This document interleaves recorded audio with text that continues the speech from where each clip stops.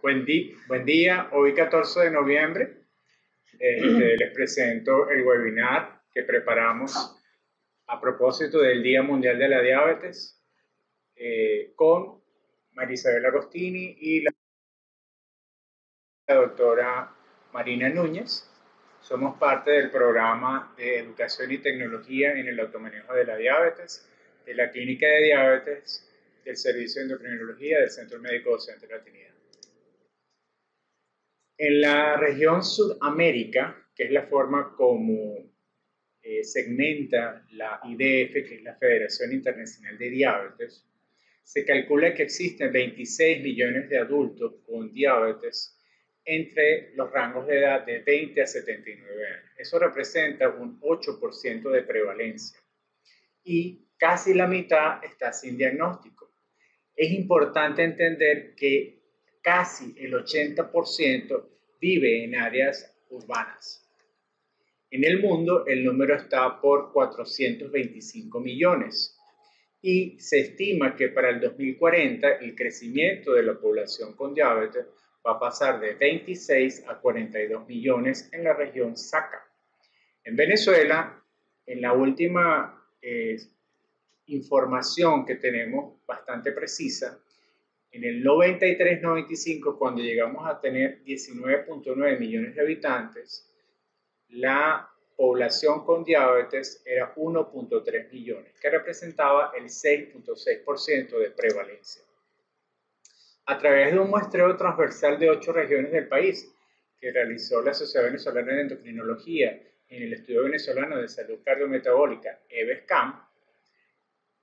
inicialmente con 4.454 pacientes, pero 3.420 que terminan el estudio, hecho entre julio y febrero del 2014 al 2017, vemos que ellos logran estimar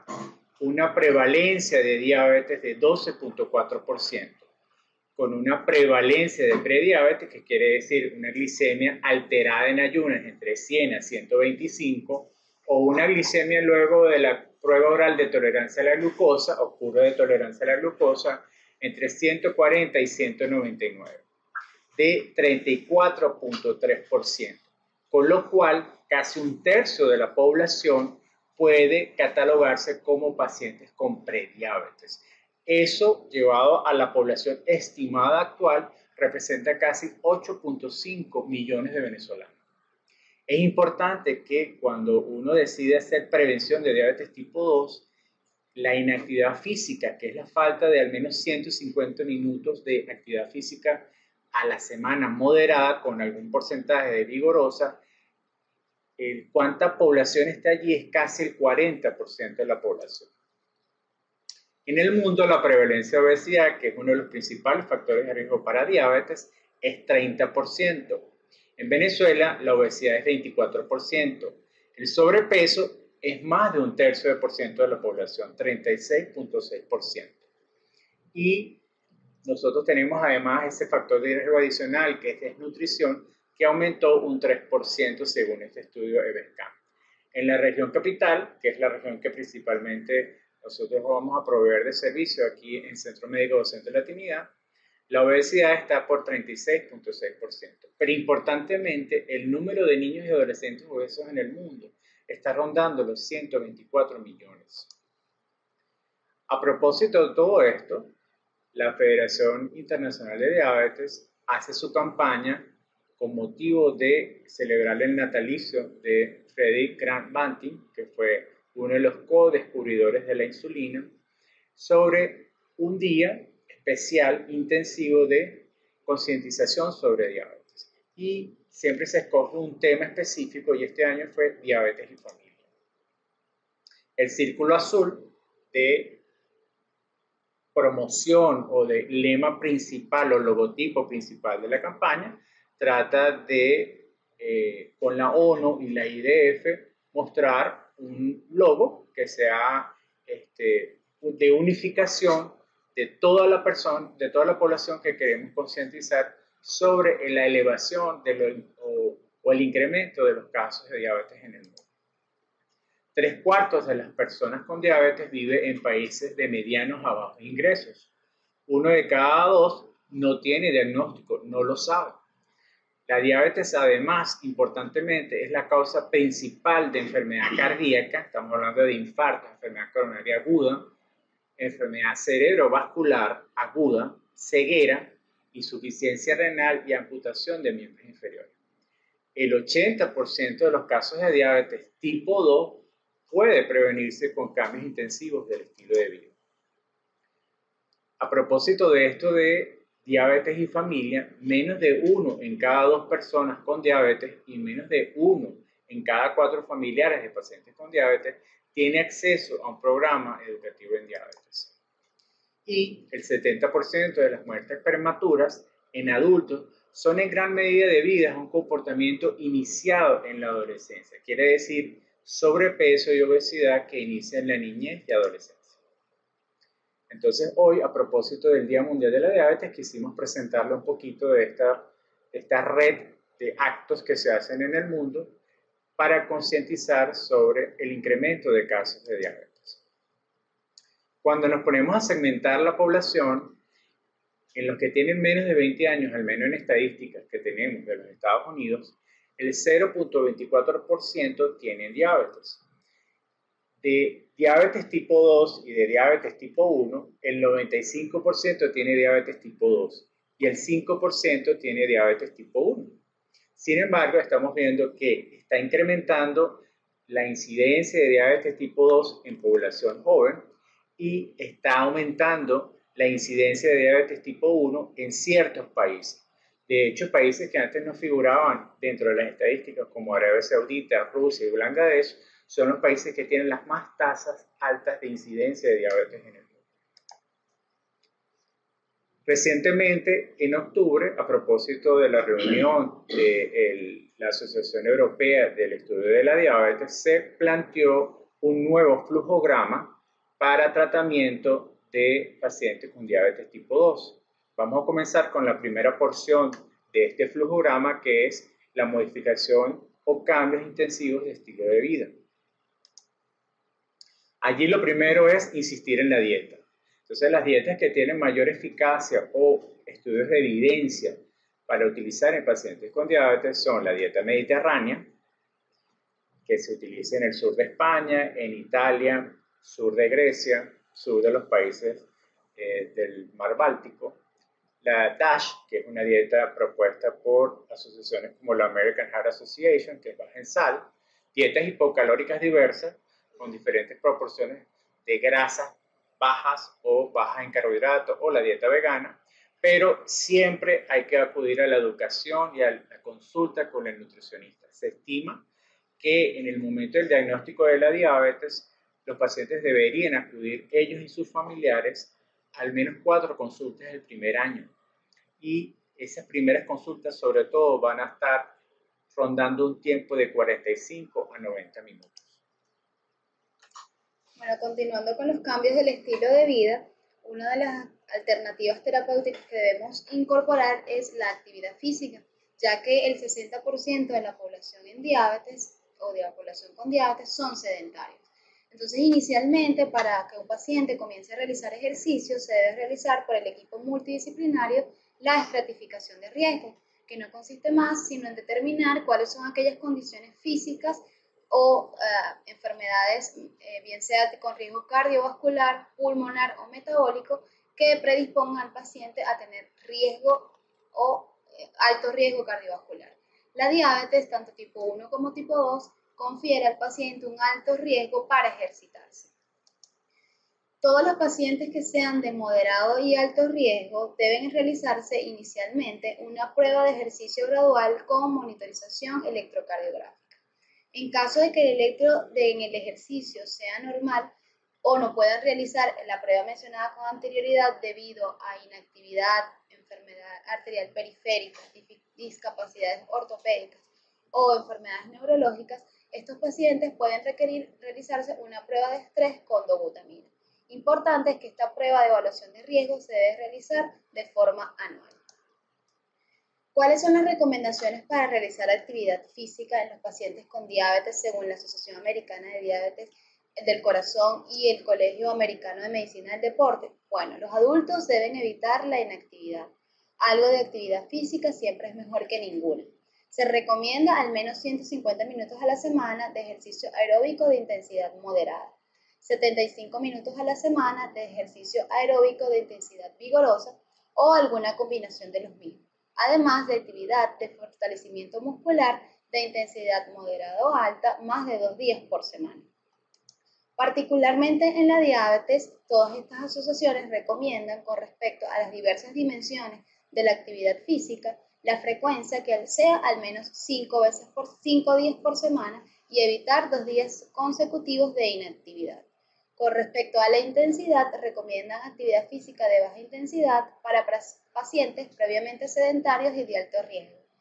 Lo que recomiendan en general es actividad física de intensidad moderada o vigorosa y actividad física moderada en pacientes con diabetes mellitus preexistente o diabetes gestacional según lo tolerado.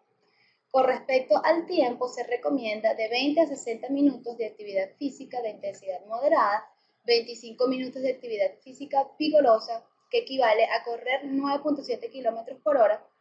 y acumular un mínimo de 1000 kilocalorías por semana.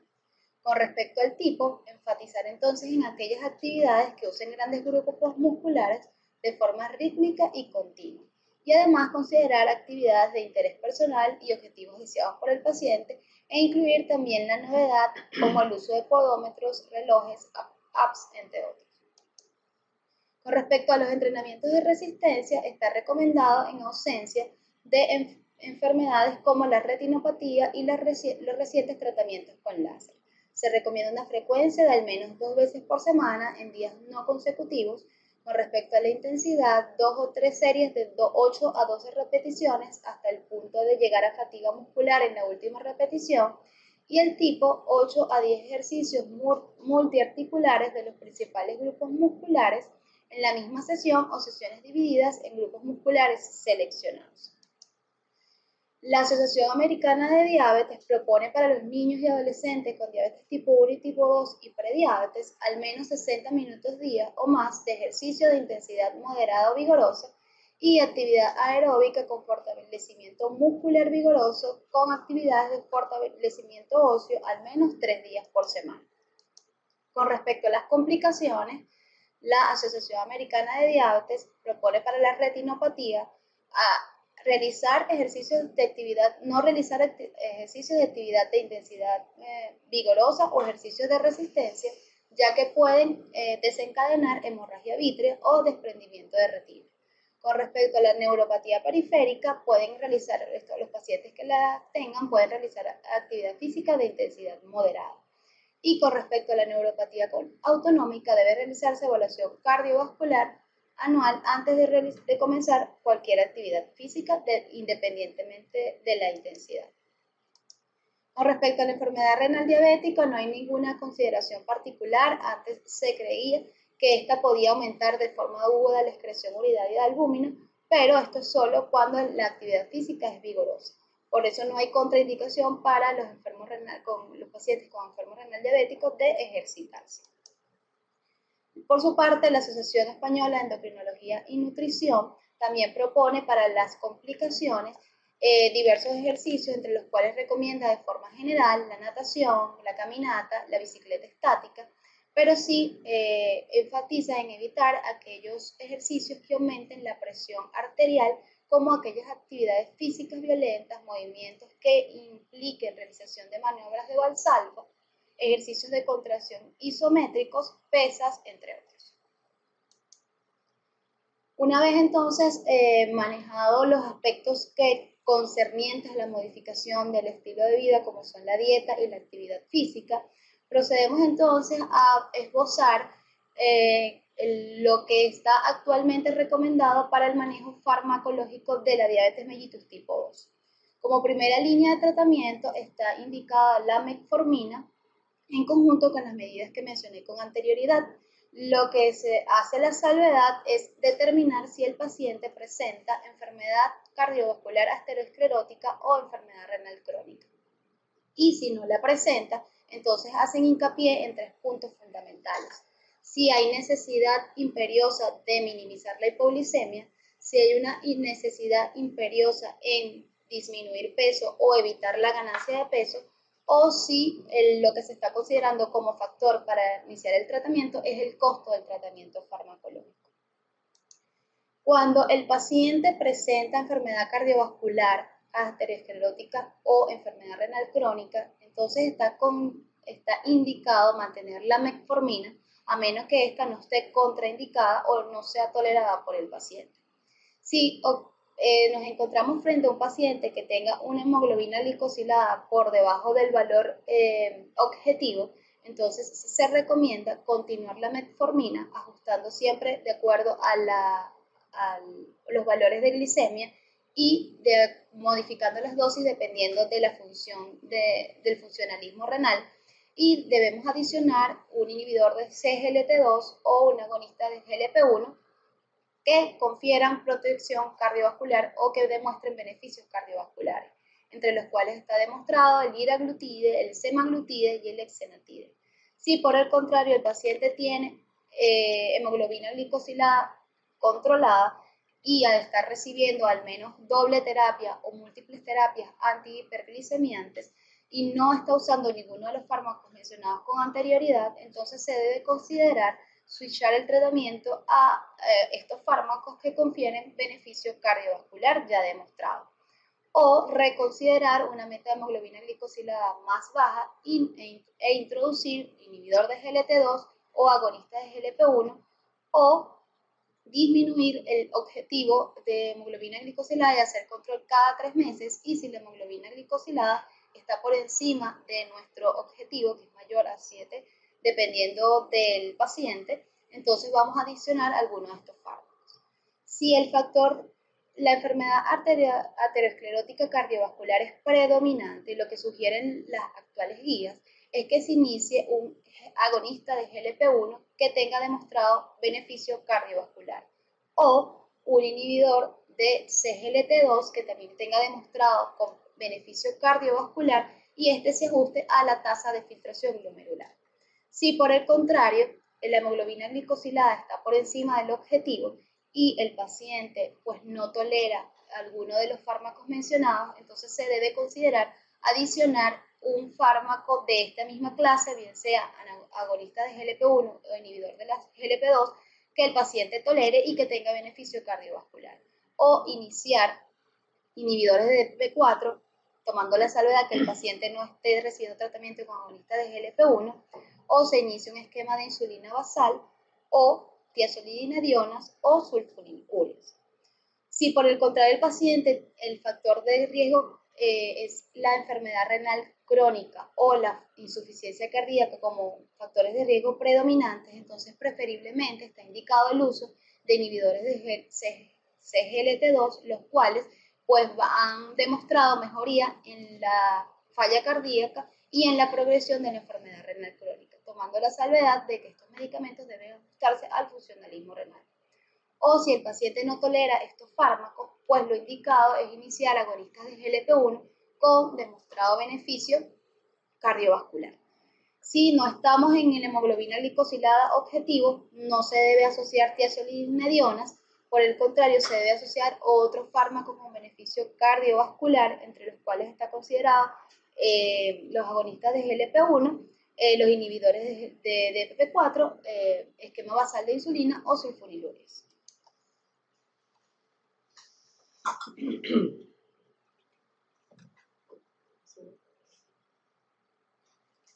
En los pacientes que tienen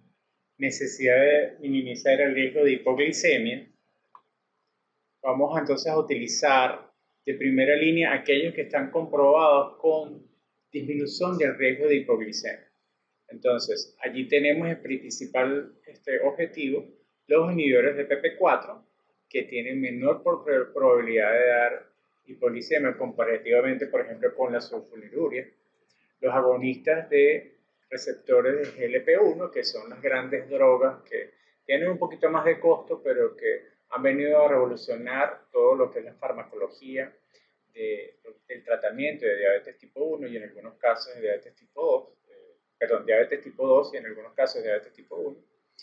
y que nos van a producir una nueva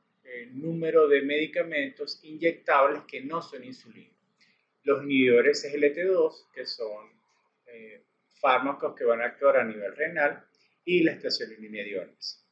Entonces vamos a escoger entre cualquiera de estos que nos garantice que van a tener menos hipoglicemia. Vamos a switchar cada cierto tiempo, que se calcula que va a ser de cada 3 a 6 meses, probar cuál no está contraindicado, cuál tiene tolerancia, cuál tiene algún efecto adverso que queramos evitar en pacientes sobre todo de riesgo, para decidir cuál es el mejor e ir agregando hasta triple terapia inclusive y lograr la meta.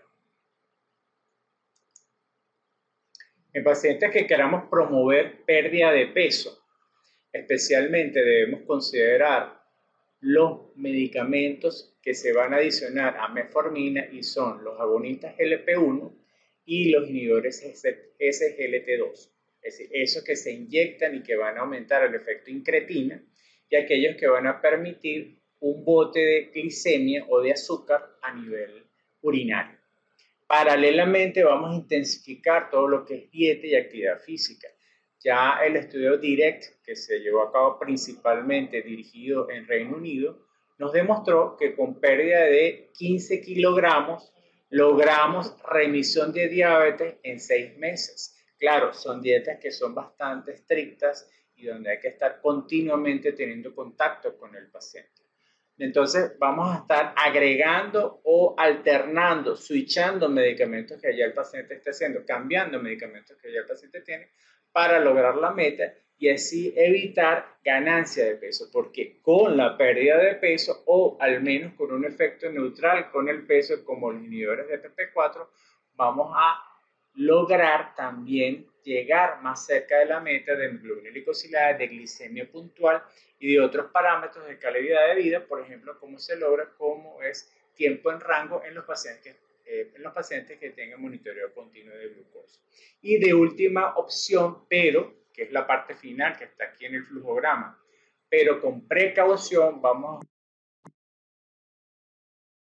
a coger los medicamentos que han estado más tiempo en el mercado, como lo son las sulfonilurias, las tiazinidionas y la insulina en sus diferentes esquemas. Cuando el costo es un importante factor de tomar en cuenta en el paciente, sobre todo en aquellas poblaciones de medianos a menores ingresos, toma en cuenta esta guía conjunta de la Asociación Europea de Estudio de la Diabetes y de la Asociación Americana de Diabetes. Y también hay un artículo bastante bueno con respecto a recomendaciones de ejercicio clínico de la American College of Physicians,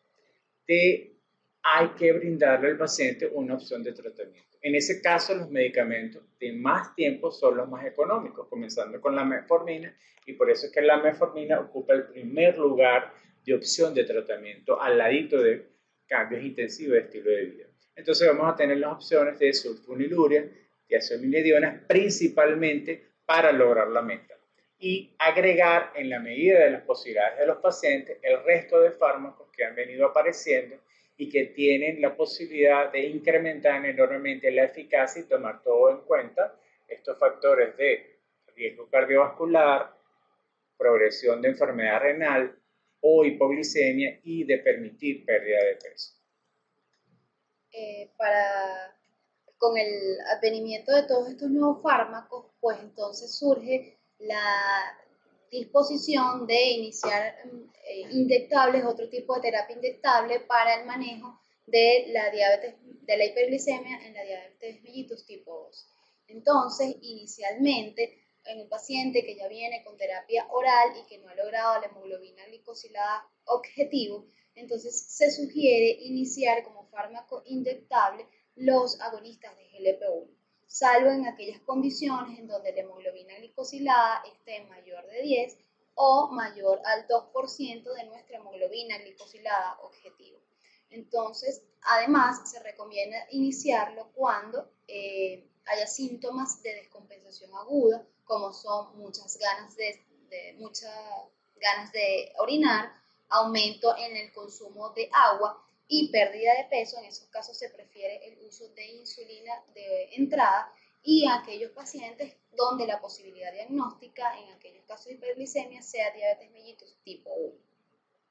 Si luego que iniciamos el agonista de GLP-1, pues no encontramos al cabo de 3 a 6 meses control metabólico, evaluando parámetros como la hemoglobina glicosilada y la glicemia venosa, entonces vamos a adicionar, lo que las guías recomiendan es la incorporación de la insulina basal, que va a estar determinada entonces por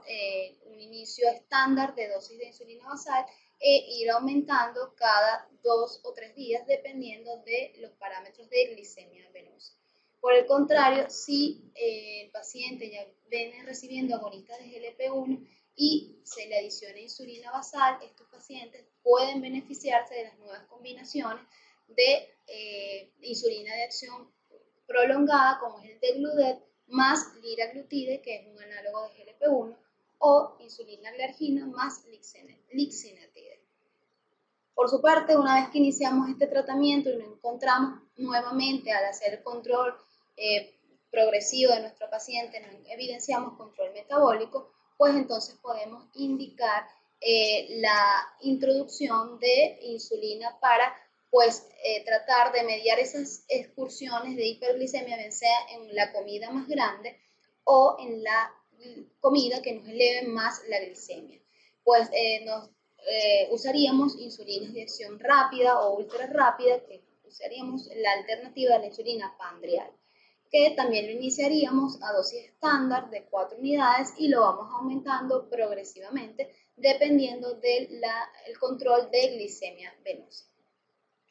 Adicionalmente, pues si no logramos control con un solo bolo de esa insulina pandrial, pues tendremos que intensificar a un esquema basal bolo plus para poder lograr ese control metabólico deseado. Además, debemos intensificar todas esas medidas pues ya comentadas de nutrición, actividad física y autocuidado.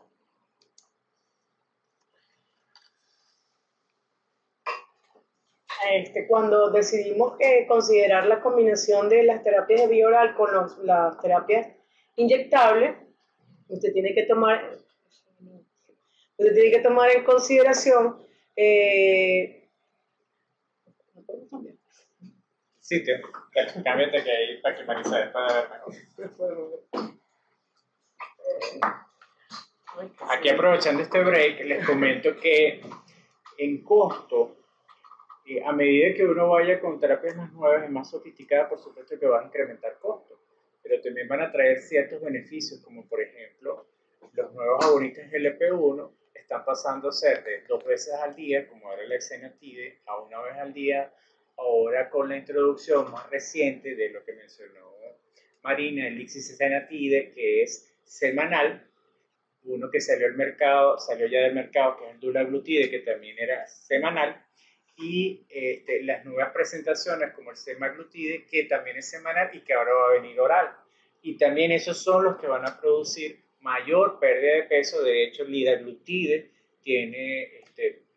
indicación precisa por la FDA para perder peso y también menor incidencia de hipoglicemia. Ok, cuando usted considera cambiar la terapia oral o combinar con los inyectables, hay que tener ciertas consideraciones. Por lo menos aquellos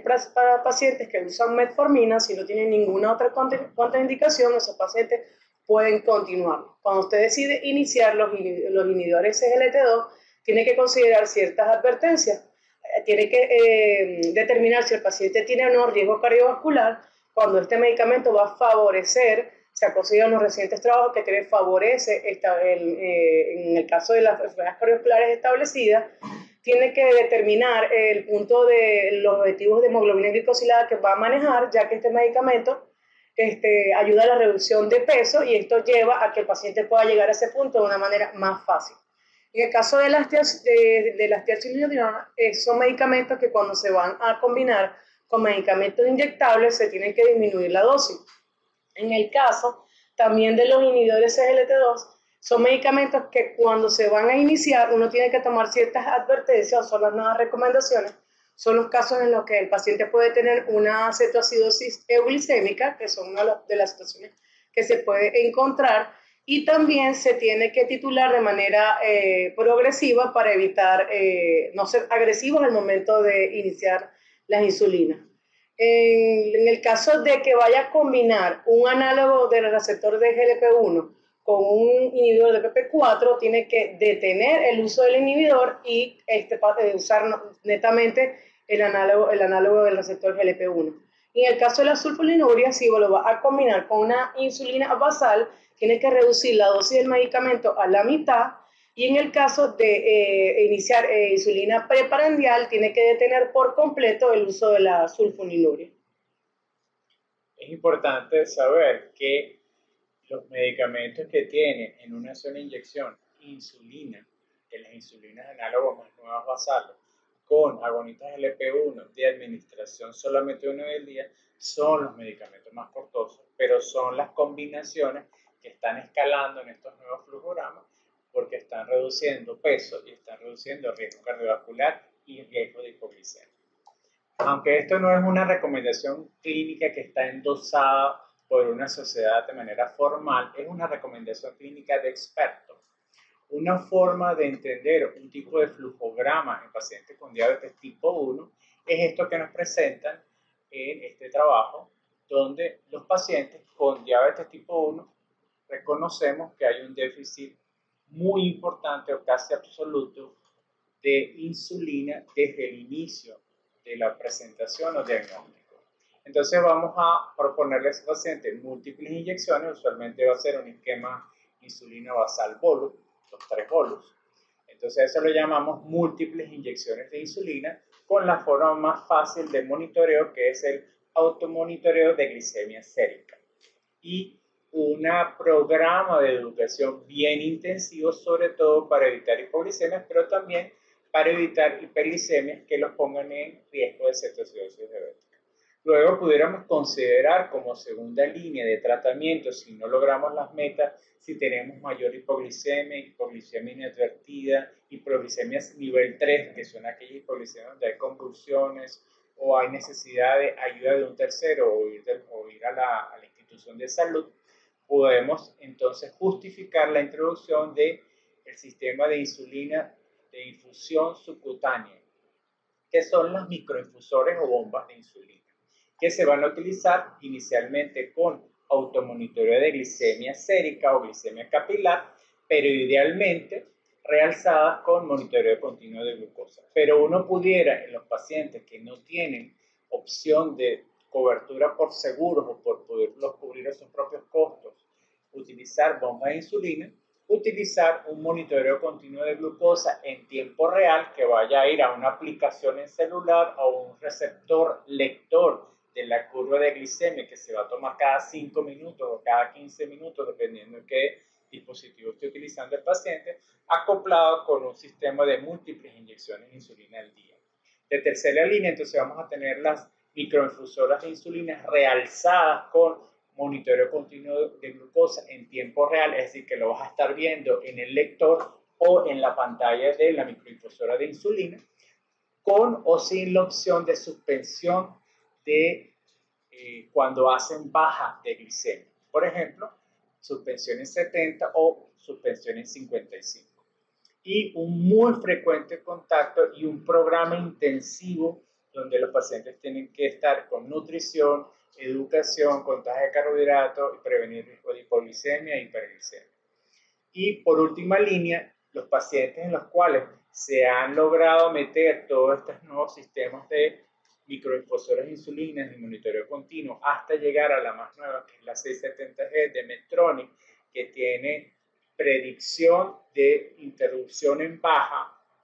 y autoajuste de la basal, y todavía los pacientes hacen hipoglicemia, no logramos buenos controles de hemoglobina glicosilada, o estamos viendo que progresa hacia complicaciones porque no logran control de hemoglobina glicosilada, pudiéramos entonces plantear trasplante de células de los islotes de páncreas.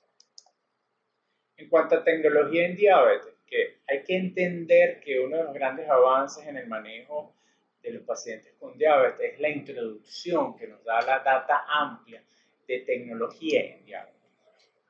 Uno de los principales voceros de la comunidad de diabetes en el mundo, sobre todo la comunidad de diabetes de pacientes con tipo 1, nos dice que las 3C de tecnología presentadas en una conferencia en el Mundial de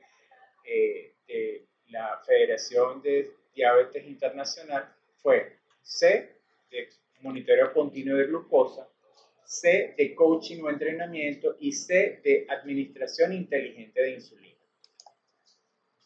En el servicio tenemos 3 pacientes que están utilizando este sistema de infusión continua subcutánea de insulina,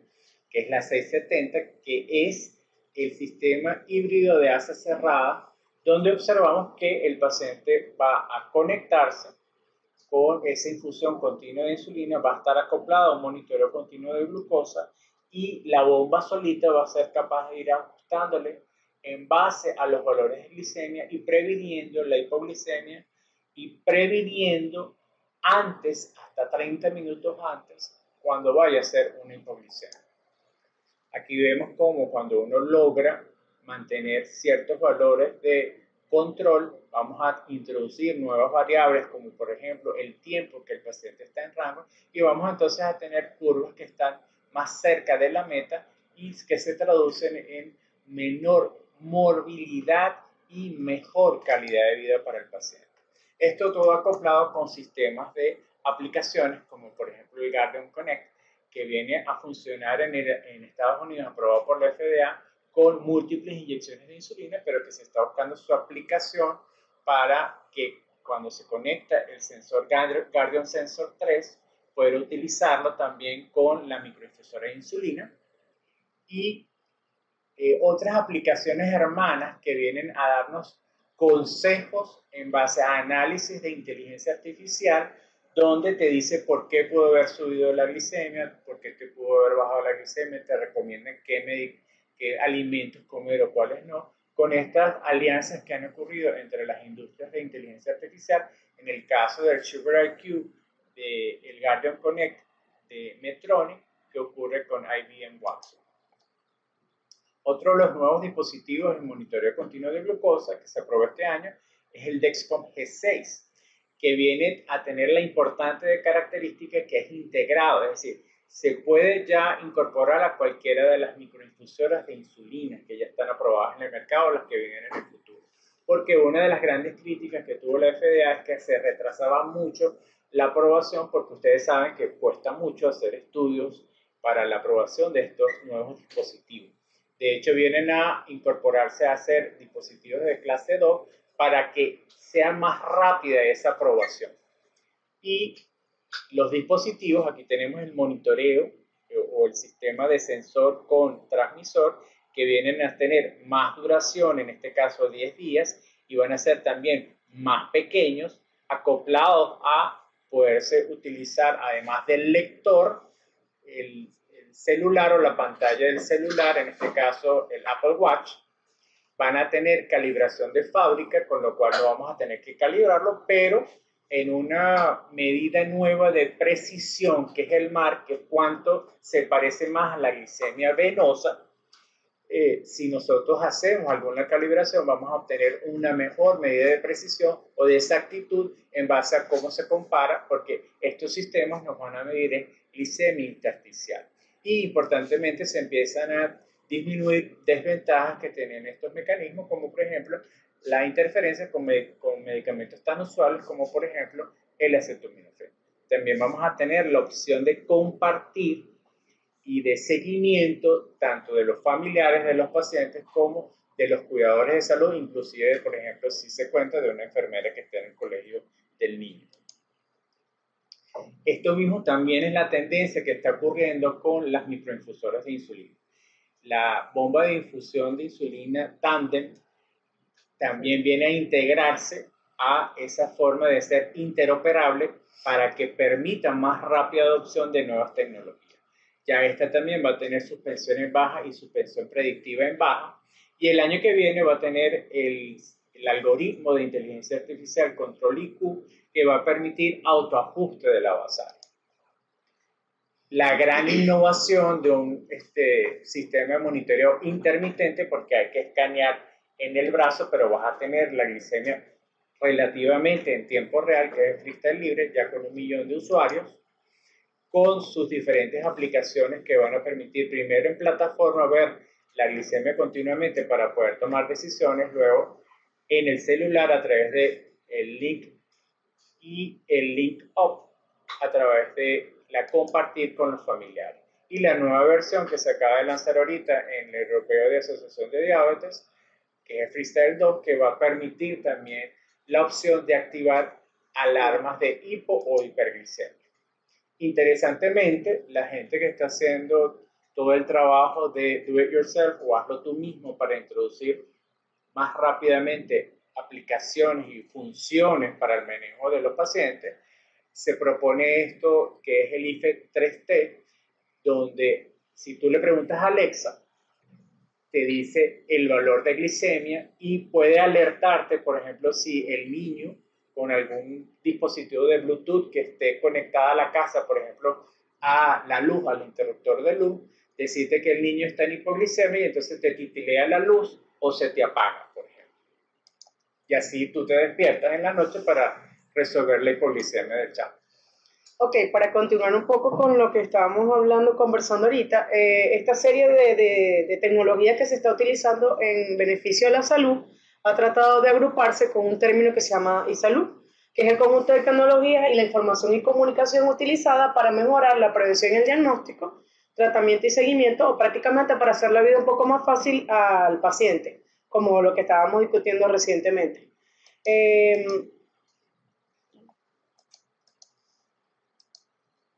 Todos estos sistemas se pueden ir intercomunicando con diferentes cosas que tenemos a la derecha. Todos estos sistemas se pueden ir comunicando con dispositivos móviles como teléfonos, relojes, las plataformas en la computadora, simplemente para hacer el enlace entre el paciente, el cuidador de salud o el equipo de salud. Actualmente existen unas 165.000 apps que están realizadas, lo cual ha creado cierta preocupación en la FDA como una de las instituciones que marca más el seguimiento, porque en trabajos recientes, de 65 apps que se evaluaron, solo 9 servían o solo 9 estaban calificadas para ser utilizadas para esta función. Entre los tipos de aplicaciones que tenemos, de las más populares son para las relacionadas con fitness y entrenamiento, un 43.5%, para seguimiento y registro, los famosos cuadernos de registro, un 15%, las de nutrición, un 14%, y solamente para educación médica, un 8%. Que si, una interrogante que siempre es frecuentemente entre el público es que si son para todos, generalmente cuando se crean, se busca que sean de poco esfuerzo para que sean amigables para el paciente, que sean agradables para usar, que tengan recordatorios motivacionales. Hay aplicaciones en otros países que tienen la función de mensajes de texto, alarmas, como estábamos hablando ahorita, interrelacionar los diferentes dispositivos en la casa, que cada día estén más presentes y sean más interoperables entre los diferentes dispositivos, que no existan las limitaciones de que sean de una marca a otra y que sean desarrollados por expertos en el área. Muchas de las plataformas son realizadas por desarrolladores que no tienen equipos de salud que las respalden y que permitan el seguimiento y el avance en las mismas. Otro comentario que se hace es por eso que muchas de las aplicaciones están realizadas para diferentes públicos, generalmente por edad, por enfermedad, por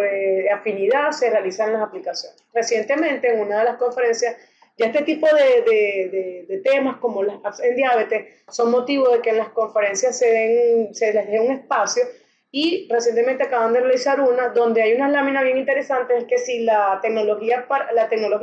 es para todo tipo de pacientes y cuáles son las ventajas que estas tendrían en el mismo. Básicamente nosotros lo que buscamos es adherencia al tratamiento y motivación y disposición del paciente y el equipo de salud. Que nunca estas apps puedan reemplazar la visita regular al centro de salud y al médico tratante. Que crean educación, y algo muy, muy interesante es que deben ser utilizadas por personas. Esto es una copia textual que dice ausencia de enfermedad psiquiátrica no tratada. ¿Por qué? Porque muchas de las apps pueden hacer funciones tan importantes como el cálculo de carbohidratos, el cálculo de la dosis de insulina, pueden indicar medicamentos, entonces no queremos que sean utilizadas por personas que no están debidamente entrenadas. Entre las más populares está el MyFitnessPal, que es una app que es contador de calorías, está calificada con 4.7 estrellitas, por decirlo así, tiene una conectividad entre diferentes dispositivos y la web. Como las apps no tenemos dónde respaldar la calidad de las mismas, muchas personas dicen que busquen que busquen un buen calificador para saber si están adecuadas o no para utilizarlas. Se dice que MyFitnessPal tiene una base de 6 millones de comidas, de simplemente el lector de la etiqueta. Es sumamente cómoda porque permite guardar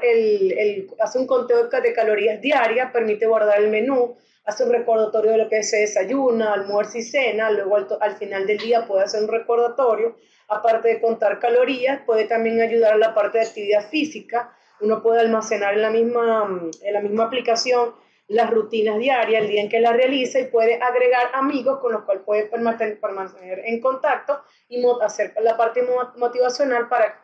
mantenerse en el tiempo. Una de las aplicaciones ya para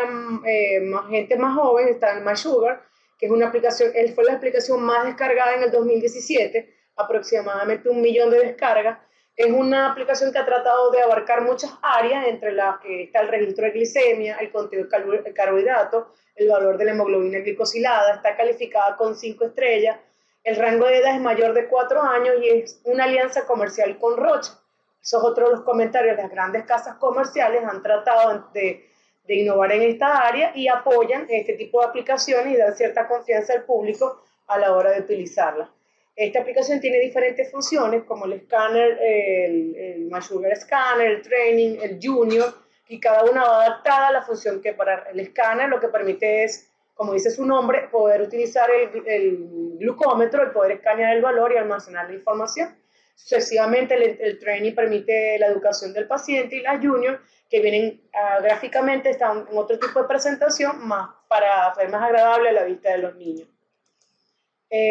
Todas prácticamente se presentan igual.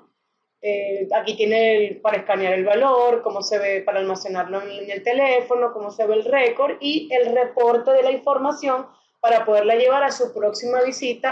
al médico. Como mencionamos recientemente, está la aplicación de Freestyle que permite, por medio de diferentes formatos, la descarga de LibreLink, que es la descarga de la información, no en el lector, sino en el teléfono, que es la lectura de la glucosa, que va directamente hasta el teléfono Android, que puede escanear el sensor y guardar la información. Actualmente es gratuita y existe otra forma de la aplicación, por lo que podemos ver acá, permite guardar la gráfica, hacer una curva de la información, el registro de glicemia diaria y el almacenaje de la información en el tiempo. Existen otras aplicaciones como MedAngel, que es una aplicación que permite, es sumamente práctica porque permite colocar un dispositivo donde estén almacenadas las insulinas, dando la información hacia el reloj, al Apple Watch,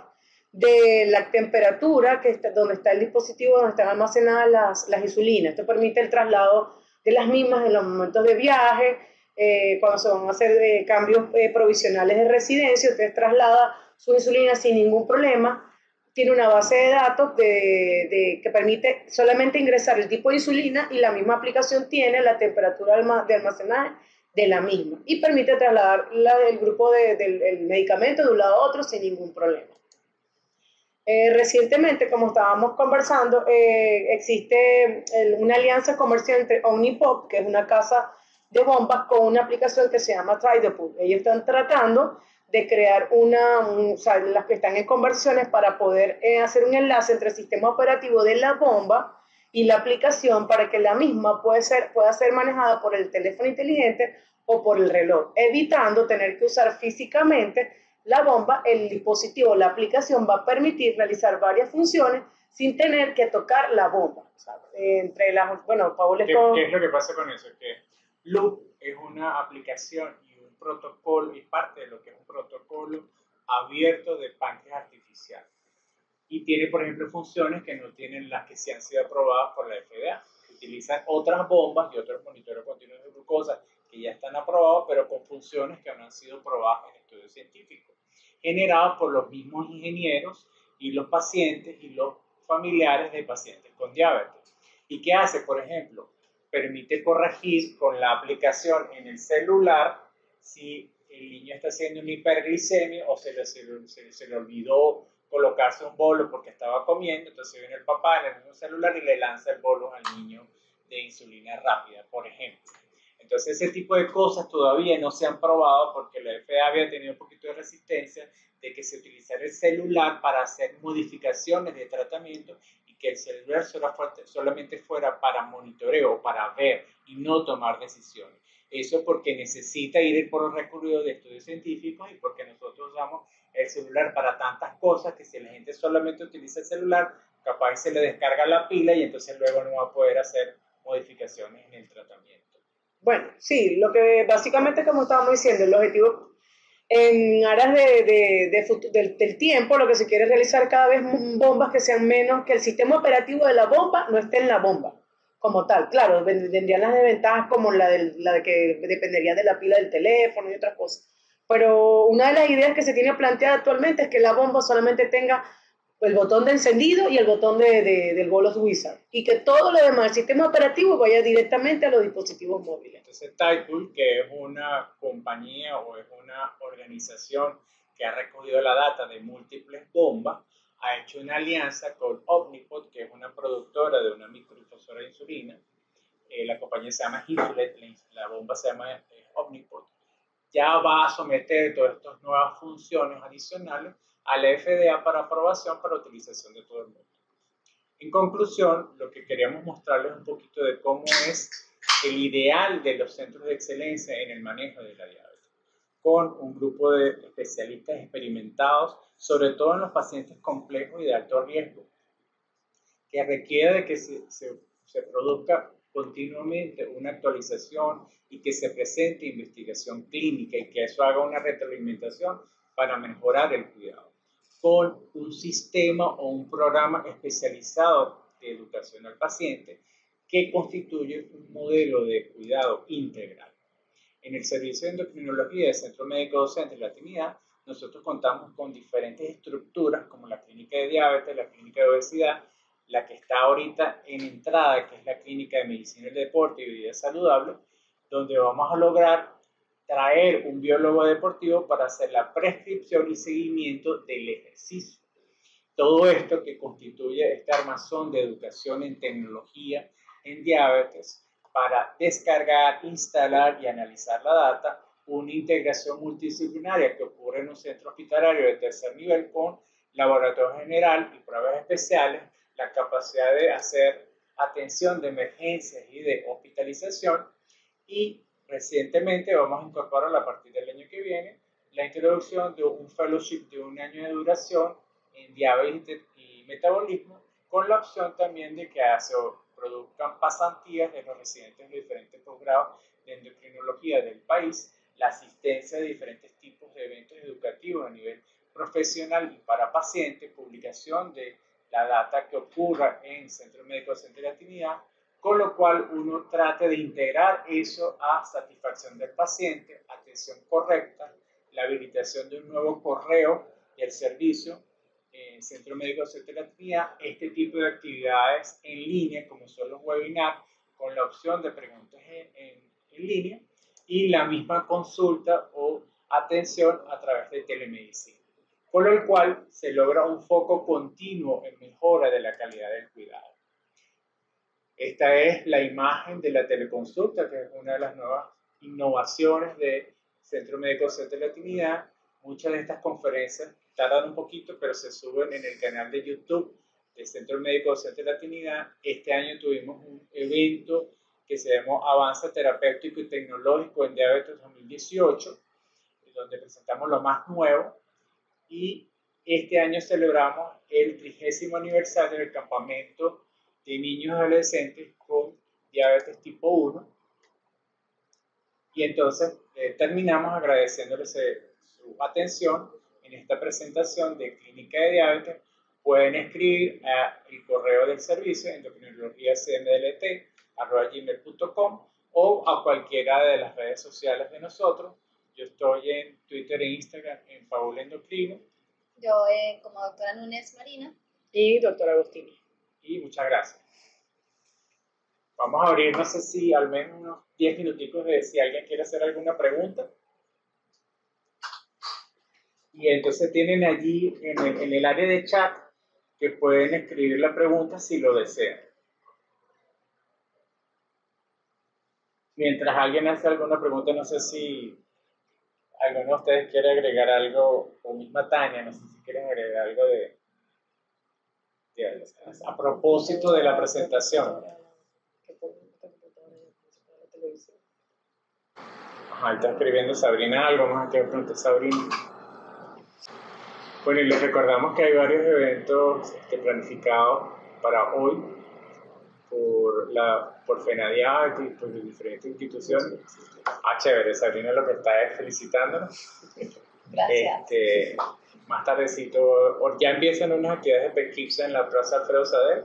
y más tarde hay también unas actividades adicionales a las 5 de la tarde y todo este mes que es el mes para concientización de la diabetes. Entonces, bueno, yo creo que ya estamos a punto ya casi de ser las 3 de la tarde, nos tardamos un poquito más. Entonces, como no hay más preguntas, les dejo abierta la invitación que vamos a estar posteando por la página y por una lista de correos. Y si desean que sean agregados para la notificación de estos webinars, escriban al correo endocrinologiacmdlt@gmail.com y con mucho gusto los incluimos en la lista de correo para futuras actividades y para que ustedes puedan integrarse a los webinars y cuando colguemos esos webinars y cualquier otra actividad de congresos, talleres, simposios, cursos de alimentación del Centro Médico Docente de la Trinidad y estén pendientes de poder asistir. Ahí está Carmen Sandoval escribiendo algo, a ver qué escribe. Y damos chance entonces a una preguntita adicional. Chévere, gracias.